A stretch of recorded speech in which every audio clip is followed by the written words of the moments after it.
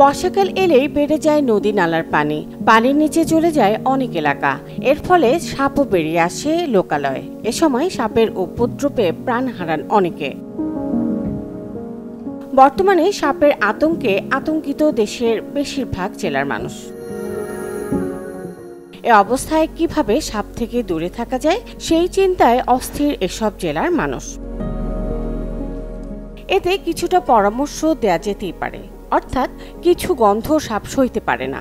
সহজলভ্য এসব উপাদান ঘরে রাখতে পারলে সাপ দূরে সরে যাবে। কিন্তু কি সেগুলো? এসব জানা মানুষের জন্য খুবই গুরুত্বপূর্ণ। এর প্রথমটি হলো রসুন। রসুনের তীব্র গন্ধ সাপ ভয় পায়, তাই আপনি খুব সহজেই ঘরেই সাপ তাড়ানোর জন্য কয়েক কোয়া রসুন পেস্ট করে নিয়ে এতে যে কোনো তেল মাখিয়ে ছেঁকে নিন। এই মিশ্রণ ঘরের চারপাশে স্প্রে করুন অথবা রেখে দিন। এর গন্ধে দূরে পালিয়ে যাবে সাপ। এরপরে আসছে কাঁচা পেঁয়াজ। কাঁচা পেঁয়াজের তীব্র গন্ধ সাপ সহ্য করতে পারে না। কাঁচা পেঁয়াজের রস সাপকে দূরে রাখতে সাহায্য করে, তাই কাঁচা পেঁয়াজ কেটে বাসা বাড়ির বিভিন্ন স্থানে রেখে দিতে পারেন। সাপ তাড়ানোর আরেকটি কার্যকারী উপাদান হলো সালফার। সালফারের গুঁড়ো সাপের ত্বকে জ্বালার সৃষ্টি করে।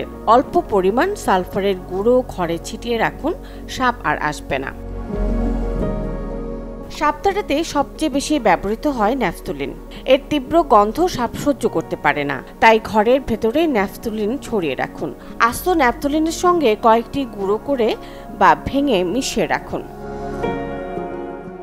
হাতের কাছে কার্বলিক অ্যাসিড না থাকলে কার্বলিক অ্যাসিড বিদ্যমান এমন সাবানও ব্যবহার করতে পারেন।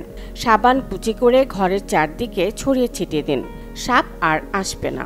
এছাড়া রয়েছে পুদিনা, লবঙ্গ, তুলসী, দারচিনি, ভিনেগার, লেবু। সাপেরা এই সমস্ত জিনিসের গন্ধকে খুব অদ্ভুত বলে মনে করে, তাই তারা এর থেকে পালানোর চেষ্টা করেন। এই জিনিসগুলো ঘরে রাখলেও সাপ আসবে না। মুনিয়া মুস্তারি, চ্যানেল 24।